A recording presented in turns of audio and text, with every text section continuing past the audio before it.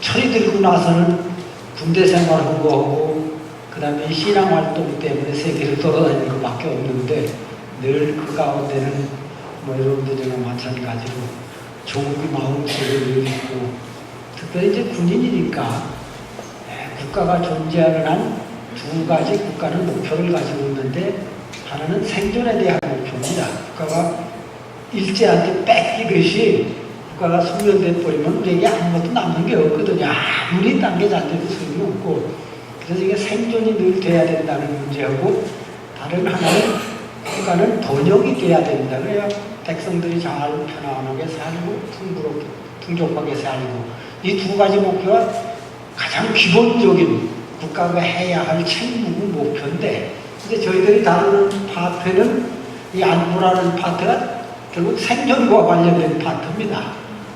여러분 지금 여기서 하는 많은 일들은 사실은 번영과 관련된 파트라고 볼 수 있죠. 이 경제적인 분야는 번영에서 하고 안보적인 분야는 군대가 주로 담당해서 하는데 저는 일생 동안 군대에 있었기 때문에 안보 문제를 주로 다뤄왔고 안보 문제는 뭐 아시는 대로 여러 가지 측면이 많죠. 사실은 이 안보와 소위 경제라는 분야는 서로 앞뒤 마차의 바퀴와 같습니다. 이게 한쪽만 굴러간다고 해서 잘 될 수가 없어요. 두 개 다 잘 되죠. 뭐를 우선하느냐 하는 것 때문에 서로 이 의견이 충돌될 수 있지만은 예를 들면 박정희 대통령 같은 분들 하는 거 보면은 안보는 반드시 지켜야 된다. 그렇지만은 경제도 일어나야 된다. 그래야 민주주의가 가능해진다. 소위 이제 이런 기조를 가지고 그 일을 추진하셨던 거고 저희들도 그래서 늘 안보만 주장한다고 해서 문제가 해결되는 게 아니고 안보를 하려면 반드시 경제가 뒷받침을 해줘야 된다. 특히 요즘 시대 같으면 엄청나게 무기값이 비싸지고 있기 때문에 첨단 무기가 이 경제적으로 뒷받침이 안 되면 아무리 우리가 용을 써도 안 돼요. 그래서 이 두 가지를 같이 붙어서 가는데 다만 중요한 건 저희들이 생각하기에는 안보가 안 되면은 결국 나라가 망해버린다면은 아무리 경제가 돼도 쓸 데가 없다는 거죠.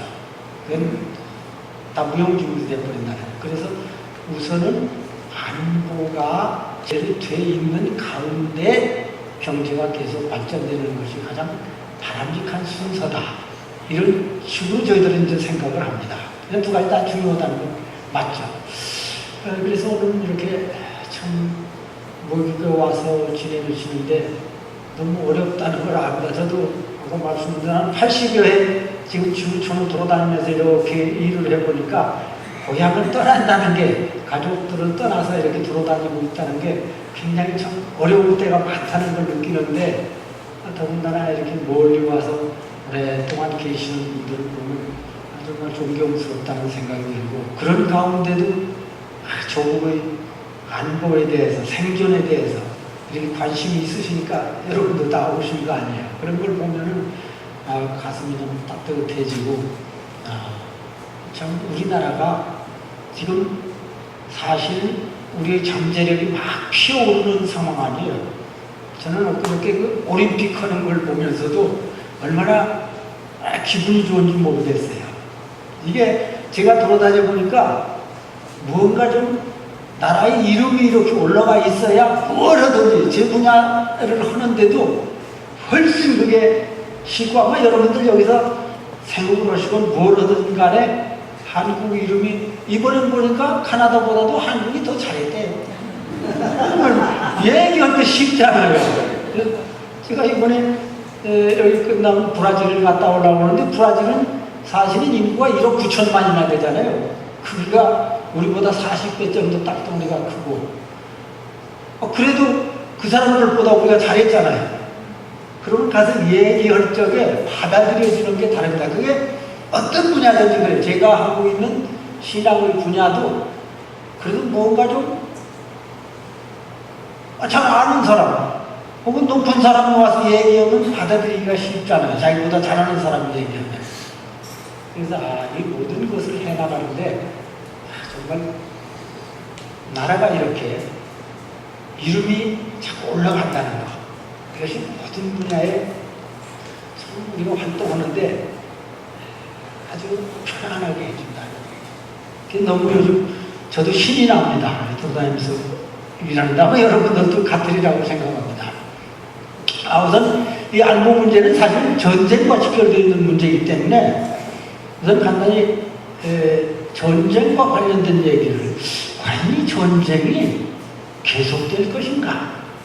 인류 역사에서 과연 전쟁은 이게 정지될 수 없는 건가? 이런 문제를 근원적으로 한번 생각해 볼 필요가 있어요. 그래서 오늘 따지는 한반도의 안보 문제만 가지고 얘기해도 저는 지금 일어나고 있는 한 가지 사실, 이런 건 너무도 많기 때문에 그런 걸 하나하나 분석해서 얘기한다는 것은 굉장히 어렵습니다. 상황이 막 바뀌어가기 때문에.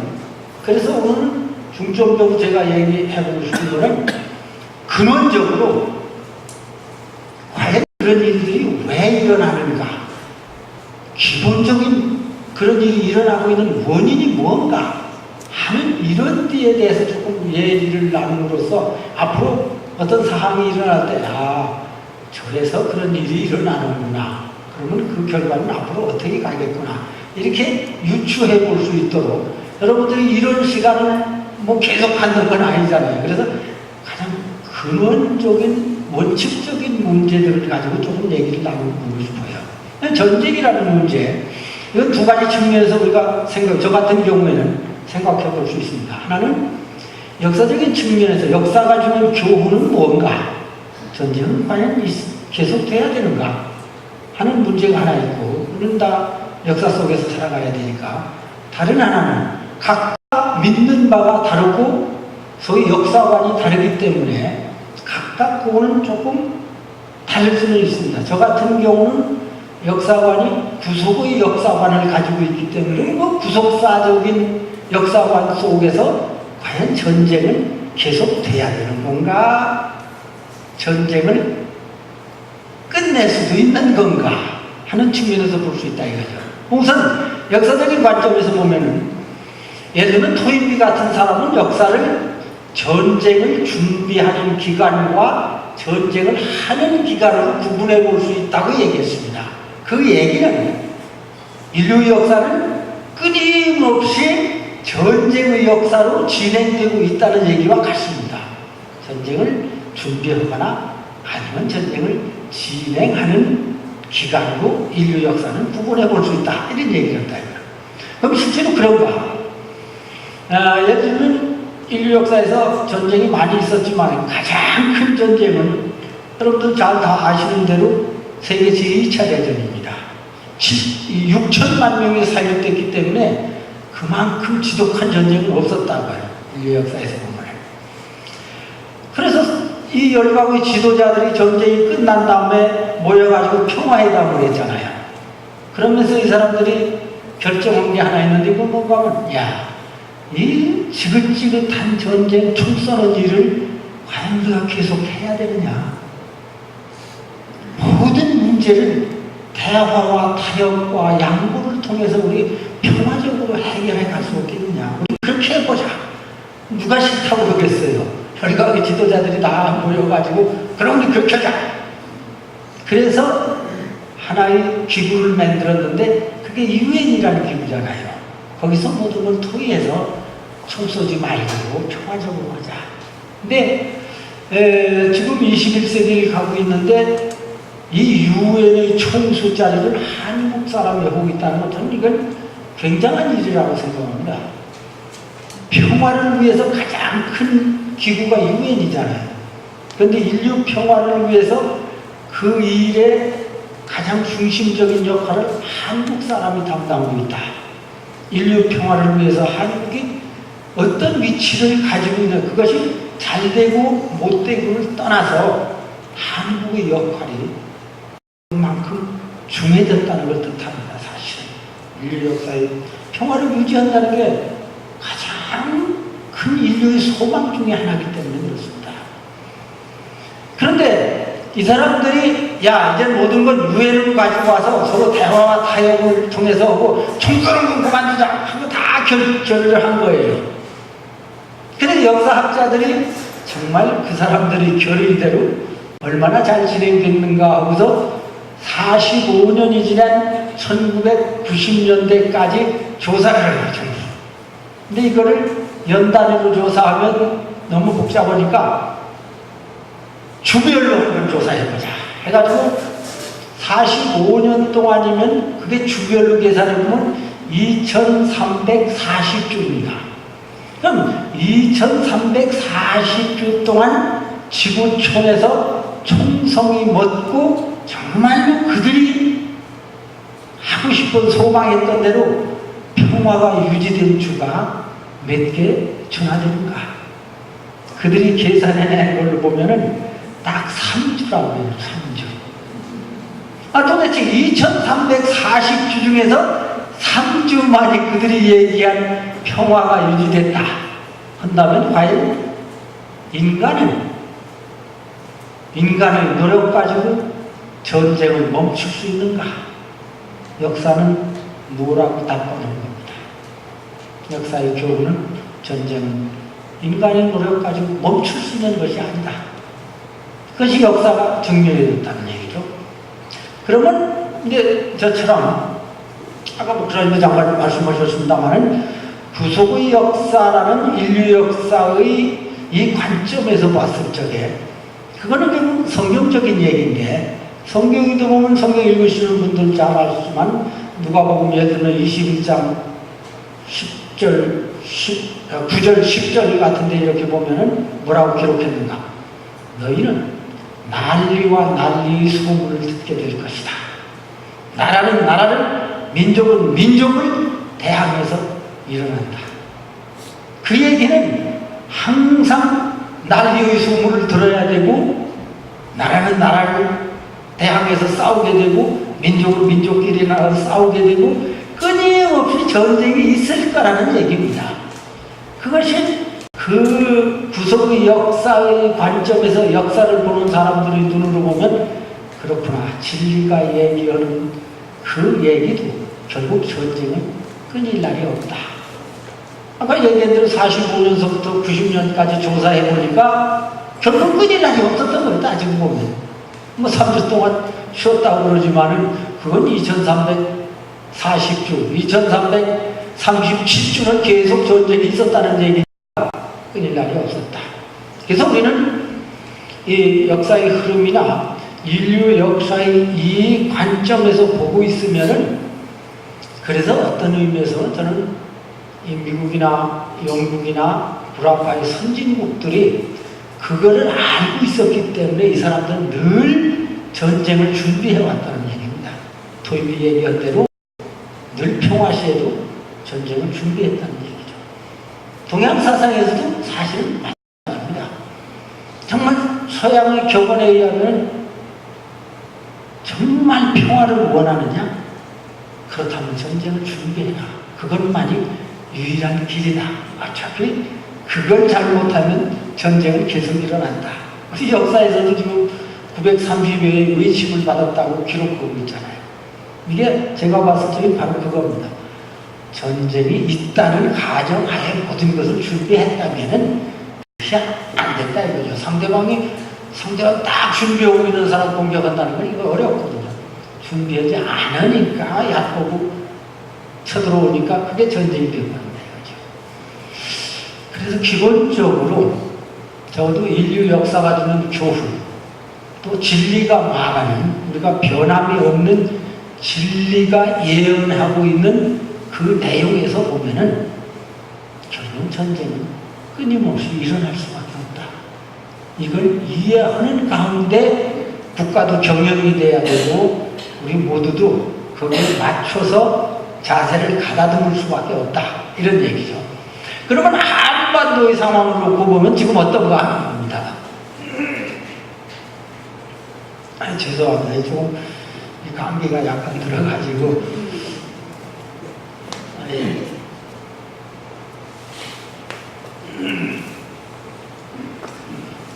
37년 동안 사실 군복을 입고 있었습니다. 약간 이 상황도 생활력을 좀 빼서 그렇긴 한데, 그래서 마지막까지 가서 이것도 참 저는 늘 신앙적으로 뭘 가진 거에 하나고 신기한 일이에요. 저 같은 사람, 여러분들 보기 어때요? 저 조그만 사람이 65만 군대를 지휘하고 있었을까? 그런데 사실은 작은 사람들이 인류 역사를 이렇게 이끌어온 사람들이 많다는 걸 잘 기억하셔야 됩니다. 제가 일부러 지난번에 영국에 갔을 때 1월달에도 갔다 왔습니다만은 영국에서 제일 존경받는 사람의 하나가 넬슨 제독이라는 사람입니다. 해군이죠. 그래 일부러 그 사람 키가 적다는 걸 제가 얘기를 들었거든요. 그래서 그 기념관에 가가지고 그 사람은 기념관 같은 거 잘 해놓으니까 그 사람 이 모습을 그대로 만들어 놨다고. 그래서 내가 가서 키를 재봤다고. 나보다 조금 적어.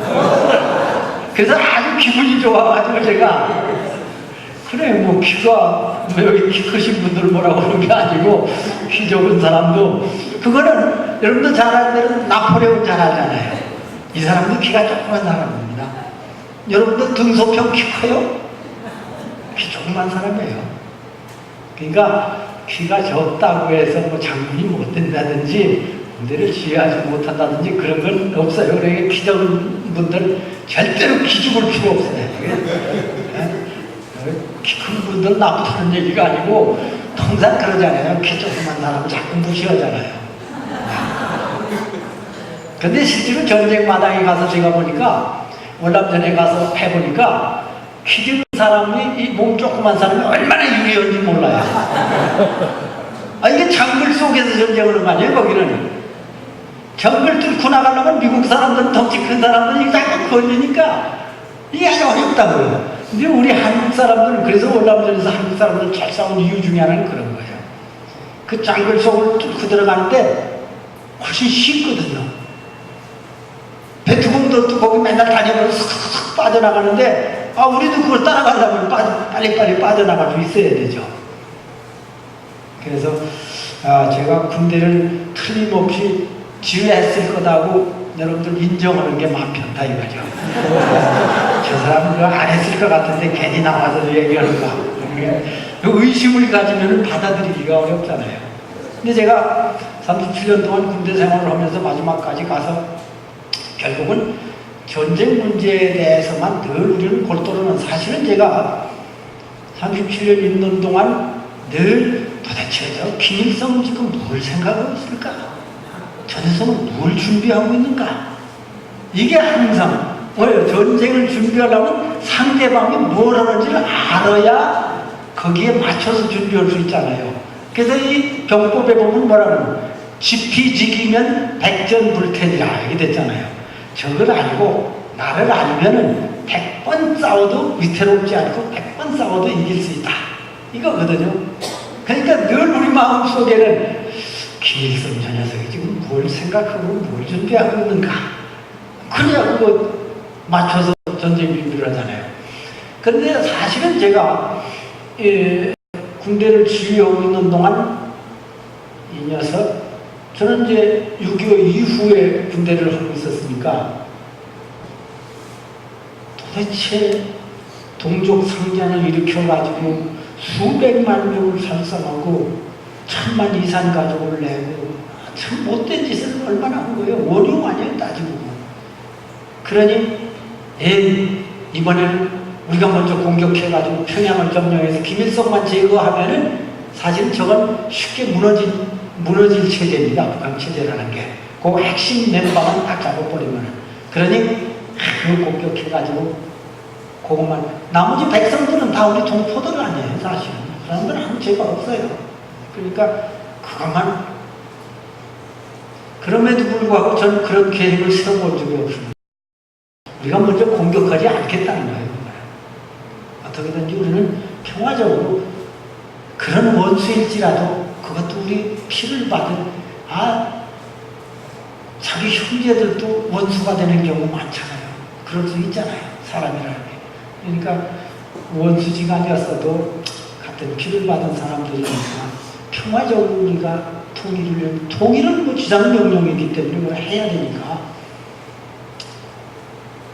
전쟁 없이 할 수 있다면 최선이 아니겠습니까? 그게 우리 생각입니다, 사실은. 소위 남쪽의 생각이에요, 대체적으로. 그러니까 군대도 그렇게 생각하게 되는 거죠. 우리가 먼저 공격을 하는가. 다만 저 녀석들이 다시 또 6.25 때처럼 공격을 한다면은 그건 기회일 수밖에 없죠. 그 사람들을 제거할 수 있는 유일한 기회입니다. 그런 계획들은 세워서 소위 방어 계획을 세우고 저놈들 먼저 공격을 하면은 그 다음에 공격을 계획은 세웁니다. 그러나 먼저 공격 아니에요.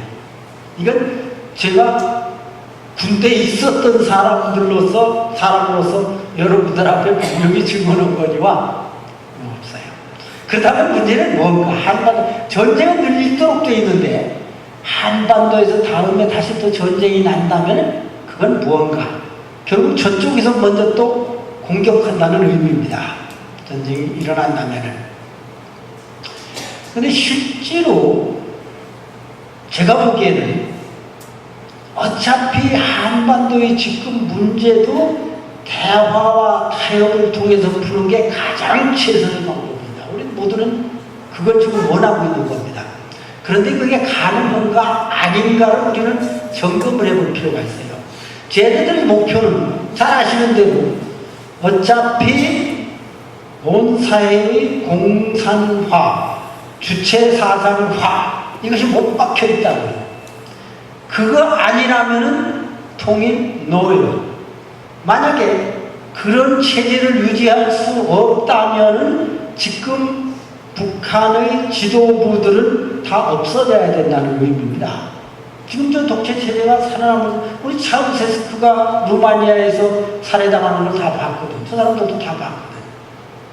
얼마나 지금 북한 우리 평민들이 우리 형제들이 얼마나 고통받고 있다는 거 다 안다고. 그 사람들은 고통받고 있는데 아마 다 풀어놓고 남쪽 왔다 갔다 하도록 만들어 놔보면은 자기들이 정말 얼마나 억압받고 고통받는가 하는 거 수백만 명이 굶어 죽고 그런 상황 자기들이 더 겪었으니까 다 안다고. 그걸 그래 뭐 천운이니까 할 수 없다고 가만히 앉았겠어요? 그게 루마니아 사건이었었다고. 차우셰스크를 위해서 죽였다고 사람들을. 얼마나 고통을 받았길래. 우리도 북한도 제가 보기에는 그럴 가능성이 너무도 농후하다는 겁니다.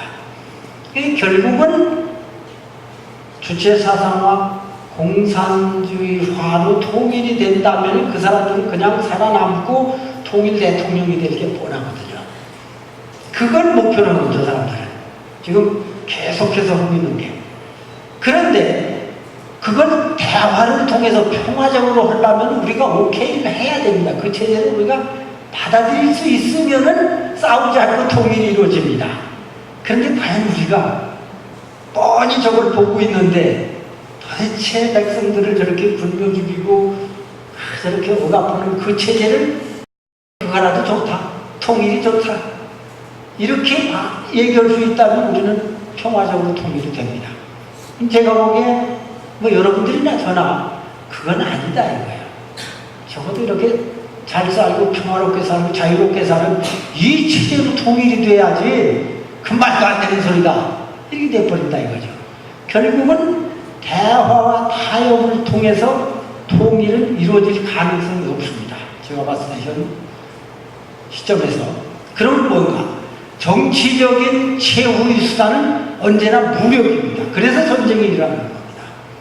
그러면 저 사람들은 입만 열면 통일 그러잖아요. 우리도 맞아 묻혀서 통일하고 있다 이거예요. 통일은 해야 되겠는데 대화와 타협을 통해서 통일이 안 된다? 방법은 뭐예요? 무력을 써야 됩니다. 무력을 통해서 내 말대로 지어바꿔서 통일을 하는 거죠.